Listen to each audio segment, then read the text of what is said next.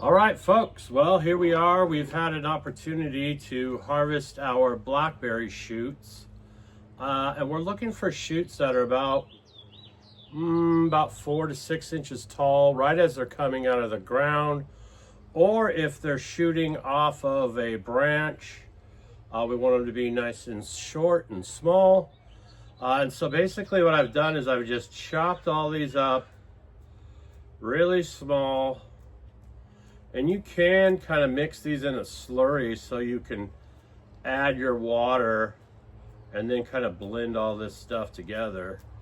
But you really don't have to, because this stuff is so soft and pliable. I mean, if you're getting stuck at all, like if it's sticking you, then you've gone too far down. You want only the parts of the shoot that are practically thornless. And if they do have thorn, they're so soft that they're not even an issue. And so this method is really simple.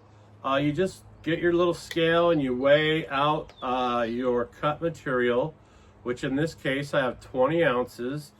So I'm just going to add that 20 ounces to my bucket. Super simple stuff. And as you can see, I'm grabbing all this out. I'm not getting stuck at all, because all of these are very pliable, very tender shoots.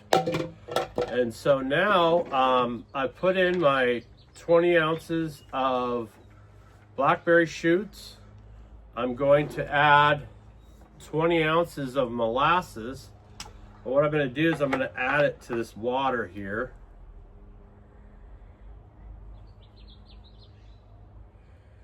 And these are about 12-ounce jars. So I'm not using all of it. I'm just draining out most of it. So I might have actually, you know, a little like 21 ounces of molasses. So once I've added my molasses to my water, I can go ahead and stir that up.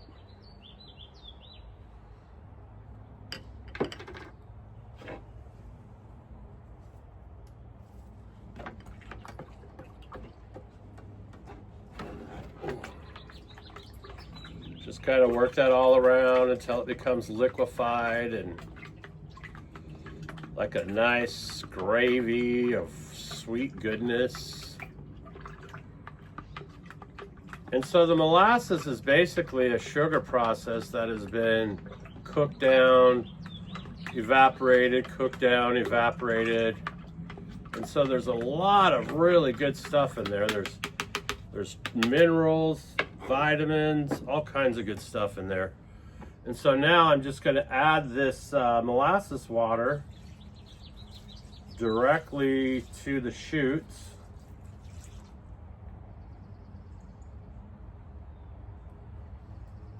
And then I've got 4 ounces of my lactic acid bacteria. I'm going to add that in there, and that's going to break things down.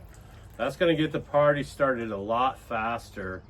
If this was just a fermented plant juice, it would kind of be equal parts of water, equal parts of plant material and brown sugar, and that would basically be it.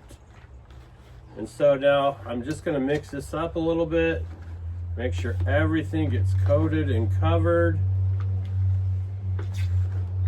And then I'm going to add my lid, press it down really well, and then I'm going to seal this up with this lid here. This is kind of a loose fitting lid, it's not super tight. And what you can do is you can get a hole in there with a tube. You just seal it, tube goes out into a water bottle or something, especially if you're doing like fish or something super stinky.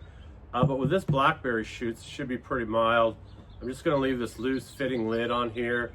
If I have to come along, I will go ahead and I will burp this lid, but I don't think it's going to be necessary. So this is it. I'm going to date this, label this, And I like to go about 6 weeks. So in about 6 weeks, this would all be liquefied and turned into some incredible foliar. I like the Blackberry Shoot foliar because it's got the salicylic acid in it, and it's got a lot of growth hormones, a lot of plant regulating stuff that's just going to make it shoot and explode. And that's what we're looking for. So I'll be using this as a foliar throughout the garden season, and a little bit goes a long ways. I only use, I think I use about 3 mils per quart. I'd say that's about right, 2 mils per quart. And that's how I go ahead and mix this up and use it to apply it to my foliar regimen. All right, everyone out there, it's that simple. Growers love.